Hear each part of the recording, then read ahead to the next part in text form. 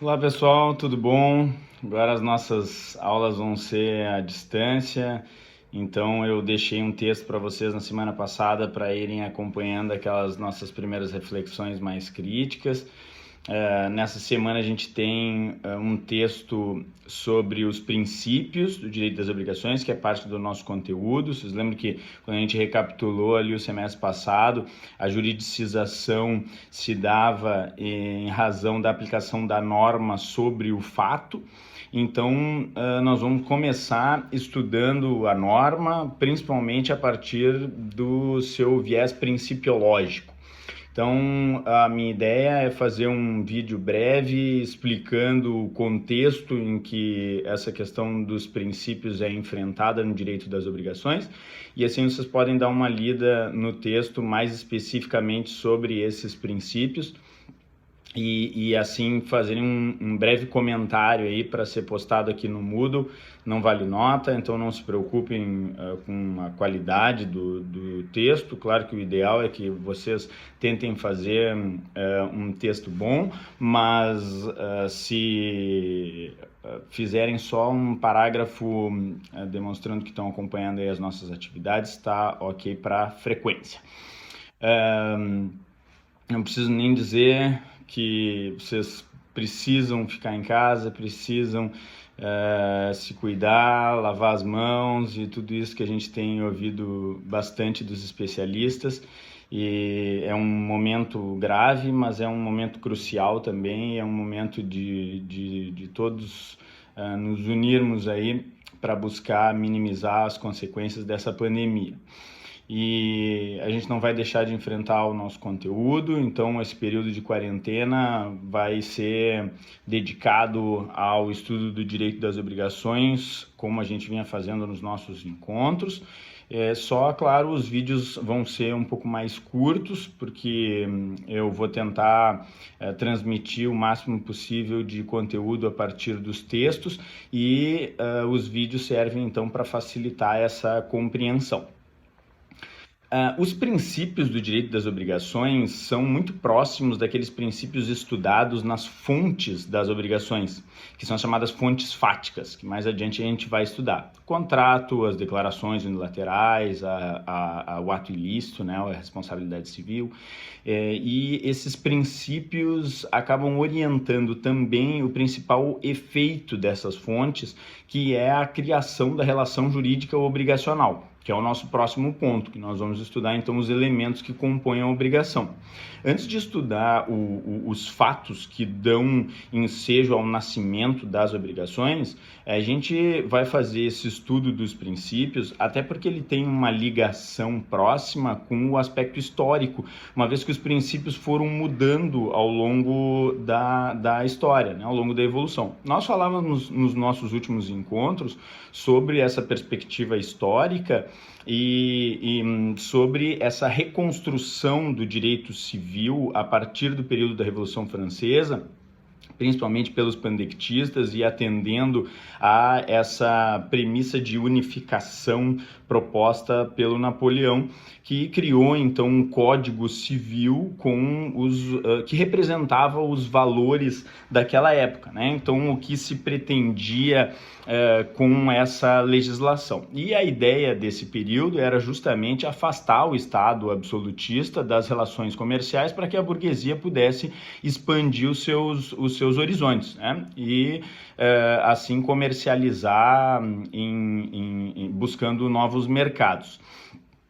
É por isso que os princípios clássicos, chamados princípios clássicos, são formas de representar determinados valores de uma época, em uma determinada fase histórica. Então, os princípios clássicos são aqueles que se alinham com essa perspectiva de que o indivíduo é livre e está em igualdade de condições para formar as obrigações. A partir disso, A Revolução Industrial acabou tornando as relações bastante desiguais, que é o estudo que a gente fez nas nossas últimas análises, e por isso surgiu uma nova principiologia visando enfrentar esse desequilíbrio. E assim, a partir de 1900, principalmente com o Código Civil Alemão, né, o BGB, uma nova principiologia, novos valores começaram a surgir visando tornar o direito privado mais solidário e reconhecer que as partes que compõem uma relação obrigacional não são adversárias, elas são parceiras com um fim comum. Então o contrato não é um ringue onde um tenta ganhar o máximo possível em cima do outro. O contrato, que é uma das principais fontes das obrigações, é sim um meio de colaboração intersubjetiva, onde os dois esperam que os fins comuns sejam atingidos. Então, essa nova visão do direito obrigacional veio acompanhada de outros princípios que passaram a orientar não só os códigos, as legislações, mas também a própria principiologia, que é uma forma de representar esses valores de uma forma mais abstrata, né? Então, mais subjetiva. Isso acontece porque as normas se dividem em princípios e regras. As regras são objetivas. Elas definem por hipótese o que é permitido, proibido e obrigatório. Então, eu sei que a aula começa às 7h30. Essa é uma regra que traz segurança jurídica, porque a gente sabe exatamente o horário. E isso também permite um controle do julgador que não vai poder ser autoritário, uma vez que se eu só tiver o princípio da pontualidade, que diz que a aula deve começar à noite, sem especificar uma regra que determina o exato horário, isso pode estimular uma arbitrariedade por parte do julgador. Agora, essa ideia do princípio que cria essa regra estabelece quais são os valores reconhecidos pelo ordenamento jurídico para estabelecer as regras. Então, as regras serão inspiradas nesses princípios. E quando da sua aplicação, eu também devo levar em conta não só o princípio que inspirou aquela regra, mas também todos os demais princípios. No direito obrigacional, como é que isso aconteceu? Os princípios clássicos são, eu selecionei 3 aqui que me parecem bastante representativos, mas não há uma lista de princípios, porque eles são abstratos, né? Não há, eu posso inventar um princípio desde que eu fundamente e demonstre que esse é um valor que deve ser reconhecido pelo ordenamento jurídico. Então, eu escolhi 3 princípios que me parecem representam bem essa visão clássica do direito obrigacional. A autonomia privada, ou seja, liberdade para formar obrigações, então ninguém se coloca na condição de credor ou devedor se não quis isso, se não assinou o contrato, não está obrigado a ele, né? Então, autonomos, auto, próprio, nomos, norma, a norma que o próprio sujeito se dá. Então, a liberdade para formar obrigações, dispor do próprio patrimônio. A obrigatoriedade, que decorre dessa noção de que o sujeito é livre para participar de uma obrigação, mas não é livre para descumprir a obrigação que ele livremente assumiu. Então, o que eu quero dizer com isso é, eu sou livre para não assinar o contrato, mas depois que eu assinei o contrato, eu não sou livre para descumprir as suas cláusulas. Isso é o pacta sunt servanda, isso é o princípio da obrigatoriedade. E o terceiro princípio, que é o da relatividade, que diz que as obrigações só recaem sobre quem livremente manifestou a sua intenção. Então, uma espécie de síntese dos outros dois, né? Então, só se aplica o princípio da obrigatoriedade quando foi aplicado o princípio da autonomia privada na formação daquela fonte obrigacional. Autonomia privada, obrigatoriedade, relatividade. Autonomia privada, eu sou livre para formar as obrigações. Obrigatoriedade, eu não sou livre para descumprir as obrigações que eu assumi livremente, e por isso o ordenamento jurídico deve estabelecer consequências e meios de coagir o devedor inadimplente.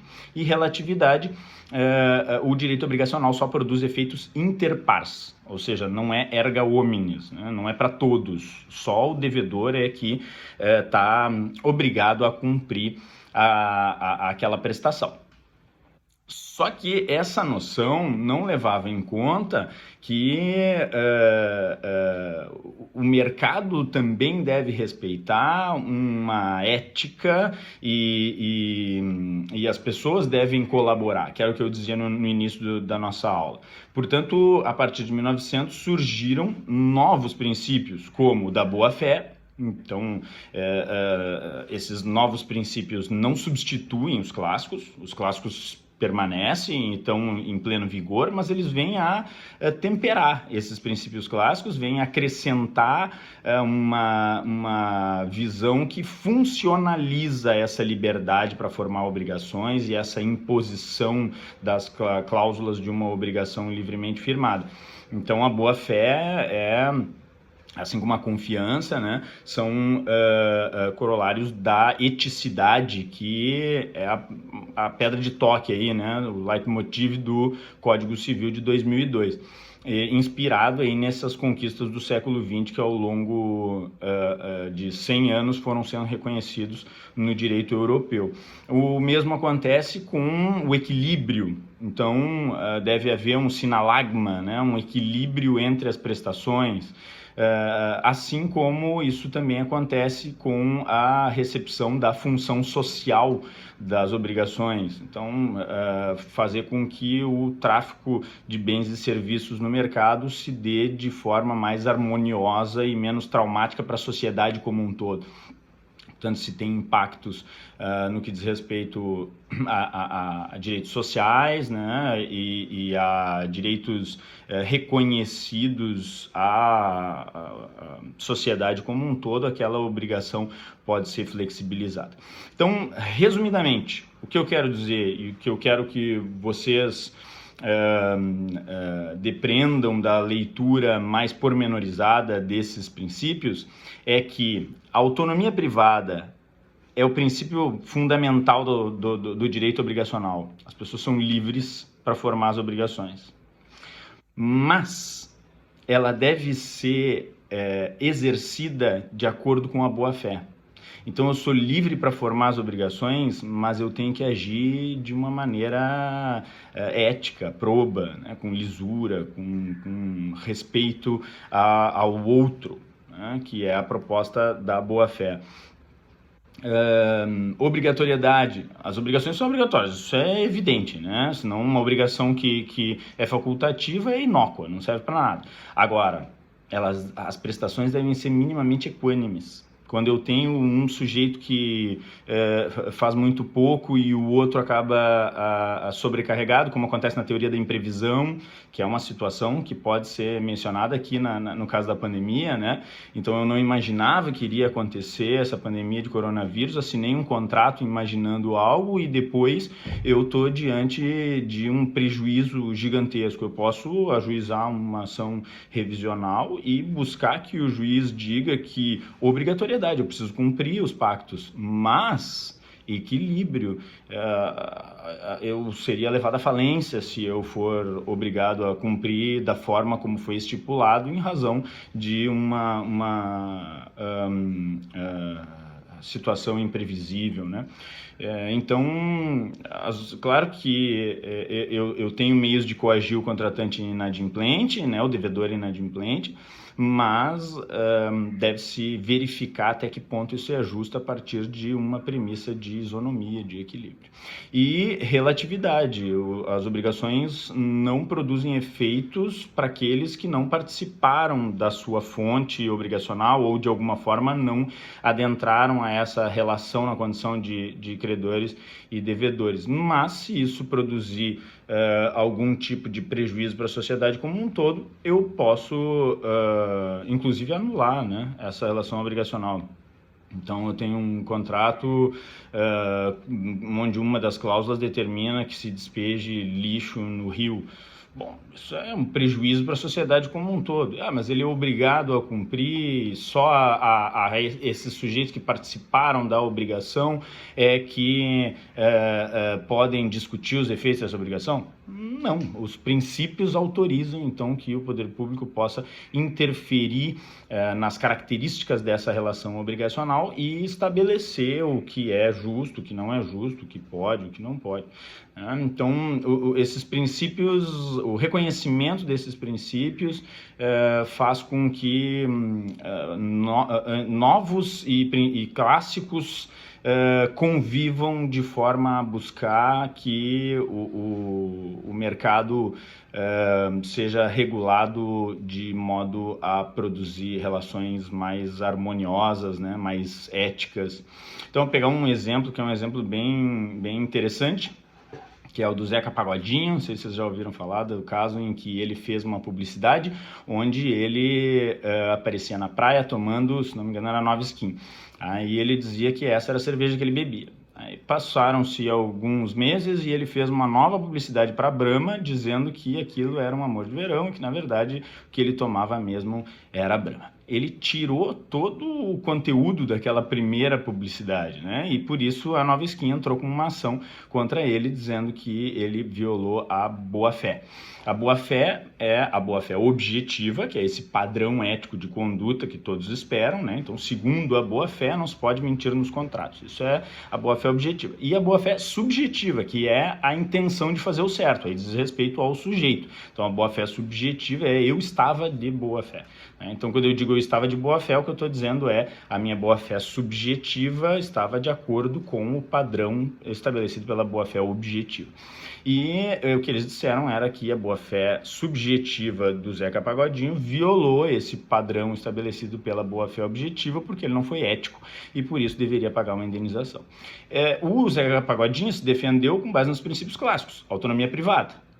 Ele não assinou o contrato com a Nova Skin onde se obrigava a uma exclusividade. Então, não há nenhuma cláusula que proíba ele de fazer uma publicidade para outra marca. Obrigatoriedade. Ele cumpriu aquilo que ele se comprometeu no contrato, né? Que era ir lá, gravar, contracenar, estava lá no dia, fez tudo certinho, então ele já cumpriu essa obrigação. Então, inclusive já recebeu por ela e a obrigação está extinta, já acabou, né? E relatividade, a relação que ele tem com a Brahma é uma relação interpares e por isso a Nova Skin não poderia interferir. O judiciário disse que, se fosse em 1800, talvez. Hoje nós temos uma nova visão do direito obrigacional que determina que, mesmo depois de extinta a obrigação, ainda se possa exigir um comportamento ético das partes. E ele não foi ético porque violou a boa-fé na medida em que exercitou essa sua autonomia privada, essa sua liberdade, sem levar em conta as consequências que isso traria para a marca antecedente, né? Então é só um exemplo para deixar mais divertido, já está ficando meio longa essa nossa aula, sou um pouco prolixo, é difícil explicar, né, pontos tão complexos, uma mudança, uma ruptura cultural que vem sendo reconhecida pelo direito das obrigações a partir do reconhecimento desses princípios. Deem uma lida lá no texto, vejam o que vocês acham, o que tiverem de dúvidas, fiquem à vontade para mandar ali pelo Moodle, vou tentar responder todas elas. E semana que vem eu vou fazer um outro vídeo aqui para a gente falar sobre os elementos da relação obrigacional. Então, quando essas normas, né, tanto as regras positivadas, como a do Código Civil, ou outras regras, como os princípios que a gente está estudando hoje, então, que representam esses valores que orientam o julgamento, né, daquilo que é justo ou não é justo como consequência de uma determinada relação obrigacional, vão incidir sobre um suporte fático e produzir a criação de uma obrigação que, sob uma perspectiva estática, se apresenta como elementos: subjetivo, objetivo e o vínculo. Ela vem de falar sobre isso. Tá bom? Obrigado, gente. Mantenham-se em casa, estudem, aproveitem esse momento aí de reclusão aí para estudar bastante, ler bastante e logo a gente se encontra de volta, tá bom? Um abraço, gente. Até mais.